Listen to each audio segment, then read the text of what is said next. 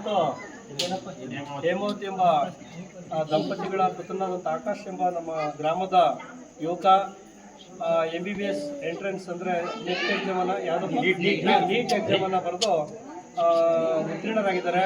ಇದು ನಮ್ಮ ಗ್ರಾಮದ ಒಂದು ಗರಿಮೆ ಮತ್ತು ಹೆಮ್ಮೆ ಪಡುವಂಥ ವಿಷಯ.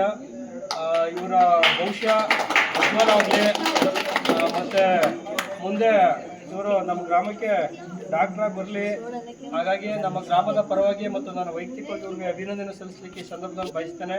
ಭಗವಂತ ಇವ್ರಿಗೆ ಒಳ್ಳೆ ಆರೋಗ್ಯವನ್ನು ಕೊಡಲಿ ಮತ್ತು ಸಂಸ್ಕೃತಿಯನ್ನು ಚೆನ್ನಾಗಿ ಮುಂದೆ ಕೈ ಹಿಡಿಲಿ ಅಂತೇಳಿ ಈ ಸಂದರ್ಭದಲ್ಲಿ ಹೇಳ್ತಾ ನಾನು ನನ್ನ ಮಾತನ್ನ ಮುಗಿಸ್ತೇನೆ. Thank you. ಈ ಒಂದು ದಿನ ತರೀಕೆರೆ ಗ್ರಾಮದ ಗ್ರಾಮ ಪಂಚಾಯತ್ ಸದಸ್ಯರಾಗಿರುವಂತಹ ಹೇಮಾವತಿ ಮತ್ತು ನಾಗರಾಜರವರ ಪುತ್ರನಾಗಿ ಜನಿಸಿರುವಂತಹ ಆಕಾಶ್ ರವರು ಭಾರತ ಸರ್ಕಾರ ನಡೆಸುವಂತಹ ವೈದ್ಯಕೀಯ ಕ್ಷೇತ್ರಕ್ಕೆ ನಡೆಸುವಂತಹ ಭಾರತ ಸರ್ಕಾರ ನೀಟ್ ಎಂಬ ಪರೀಕ್ಷೆಯಲ್ಲಿ ಉತ್ತೀರ್ಣರಾಗಿ ಸರಿಸುಮಾರು ಈ ಒಂದು ಎಕ್ಸಾಮು ಆಲ್ ಇಂಡಿಯಾ ಒಂದೇ ಎಕ್ಸಾಮ್ ನಡೀತದೆ. ಇಡೀ ಭಾರತದಲ್ಲಿ ಒಂದೇ ಎಕ್ಸಾಮ್ ಅಂದರೆ ಅದು ನೀಟ್ ಎಕ್ಸಾಮ್ ಮಾತ್ರ. ಈ ಎಕ್ಸಾಮಲ್ಲಿ ಸರಿಸುಮಾರು 22,60,000 ವಿದ್ಯಾರ್ಥಿಗಳು ಭಾಗಿಯಾಗಿದ್ದರು. ಈ 22,60,000 ವಿದ್ಯಾರ್ಥಿಗಳಲ್ಲಿ 12 ಲಕ್ಷ ವಿದ್ಯಾರ್ಥಿಗಳು ಮಾತ್ರ ಪಾಸ್ ಆಗಿದ್ದಾರೆ.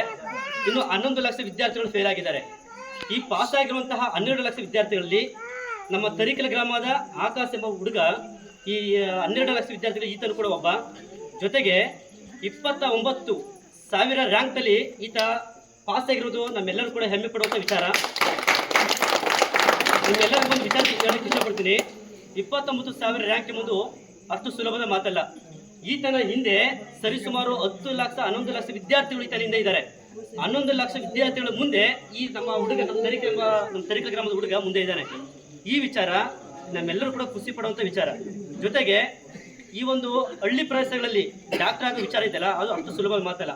ಸಾಮಾನ್ಯವಾಗಿ ನಾವೆಲ್ಲರೂ ಕೂಡ STA FDA ಟೀಚರ್ ಆಗೋದು ಕಾಮನ್ ವಿಚಾರ.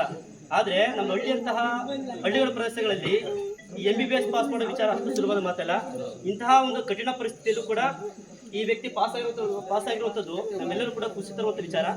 ಈ ಥರ ಒಂದು ಭವಿಷ್ಯ ಕಾಶಿಲಿಂಗೇಶ್ವರ ದೇವಾಲಯದಲ್ಲಿ ನಡೆಸಿರುವಂತಹ ಒಂದು ಸಮಾರಂಭದಲ್ಲಿ ಭಗವಂತನ ಆಶೀರ್ವಾದ ಜೊತೆಗೆ ನಮ್ಮೆಲ್ಲರ ಹಾರೈಕೆಯಿಂದ ಈ ಒಂದು ಜೀವನ ಮುಂದೆ ಉಜ್ವಲ ಭವಿಷ್ಯವಾಗಿ ರೂಪಿಸಲಿ ಎಂಬುದು ನಮ್ಮೆಲ್ಲರ ಒಂದು ಹಾರೈಕೆ. Thank you.